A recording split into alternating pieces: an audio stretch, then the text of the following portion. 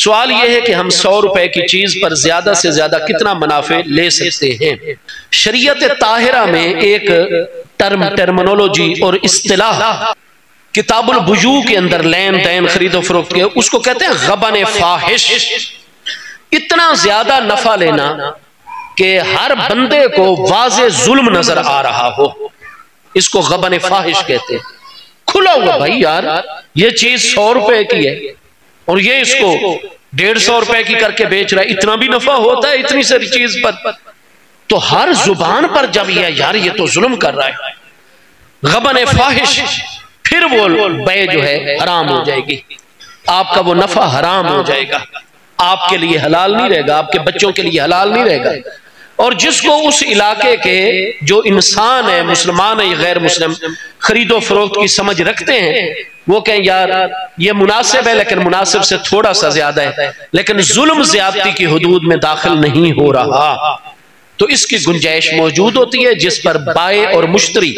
یعنی کسٹمر خریدار بھی اور بیچنے والا دکاندار بھی راضی ہو جائیں تو اس کی اجازت شریعت نے دی ہے، لیکن وہ غبن فاحش نہیں ہونا چاہیے۔ اگر ایک پرسنٹیج مقرر کر دی جاتی تو اس سے لوگ مشقت میں پڑ جاتے ہیں۔ اس لیے اللہ اور اس کے رسول علیہ السلام نے یہ معاملہ ریاست اور ریاست کے اداروں کے ذمہ لگا دیا ہے کہ ہر ضلع کے اندر لوگوں کی قوت خرید دیکھی جائے ہر سال یا ہر فصل کے موقع پر۔ تو اتنے نمائندے گورنمنٹ کے پھرتے ہیں، تو باقاعدہ یہ جو پرائس کنٹرول کمیٹی ہے، یہ سسٹم قرآن اور سنت اور اسلام کی تعلیم یہ ہے کہ یہ ریاست کی ذمہ داریوں میں۔ اس لیے آپ دیکھیں گے کہ حضرت ابوبکر صدیق رضی اللہ عنہ کا دور مبارک، آپ کچھ مہینے کم جو ہے وہ کچھ دن کم 2.25 سال، اور 10 سالہ دور خلافت سیدنا امیر المومنین عمر رضی اللہ عنہ کا، 12 سالہ سیدنا امیر المومنین عثمان رضی اللہ عنہ کا، ہر شہر میں پرائس کنٹرول کمیٹیاں تھیں۔ حضرت ابوبکر، حضرت عمر رضی اللہ عنہ نے کئی بزرگ خواتین کے ذمہ یہ کام لگایا ہوا تھا، وہ نماز بھی باجماعت پڑھتی تھی اور اس کے بعد جو ہے وہ بازاروں میں جاتی، مختلف چیزیں وہ خریدتی، دکانداروں سے ریٹ پوچھتی، اپنے ذہن میں رکھتی، اور امیر المومنین حضرت ابوبکر کو بھی رپورٹ دیتی، حضرت عمر کو بھی۔ اور جس دکاندار کے بارے میں آتا یہ غبن فاحش سے کام لے رہا ہے یا اتنی تک ایک منافع کی ہونی چاہیے، اتنی ہے لوگوں کی قوت خرید، تو اس طریقے سے باقاعدہ اسلام میں یہ نظام موجود ہے۔ پرائس کنٹرول کمیٹی آج کل جو ہمارے علاقہ مجسٹریٹ کے ماتحت ہوتی ہے، اس کو فعال ہونا چاہیے، اور ہر فصل پر یا ہر سال اس علاقے کے ذرائع آمدنی اور قوت خرید کو دیکھتے ہوئے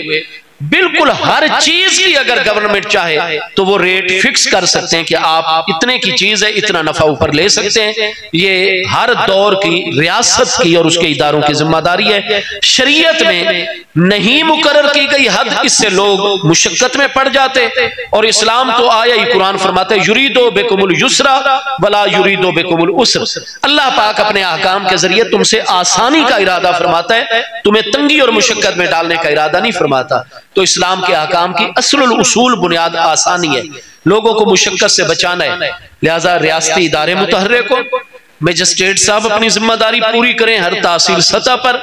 اور اس کے ساتھ وہ اپنے ماتحت علاقے کے نمائندوں سے منتخب کر کے پرائس کنٹرول کمیٹیاں بنائیں جن پر لوگوں کو اعتماد ہو۔ ہر مارکیٹ میں، ہر علاقے میں جہاں بھی چند دکانیں، پوچھ لیں کہ بھئی آپ لوگوں کے کون کون معتمد لوگ ہیں، لوگ بتا دیں جی ہمارے یہ 4-5 افراد ہیں، ان پر ہمیں پورا اعتماد ہے،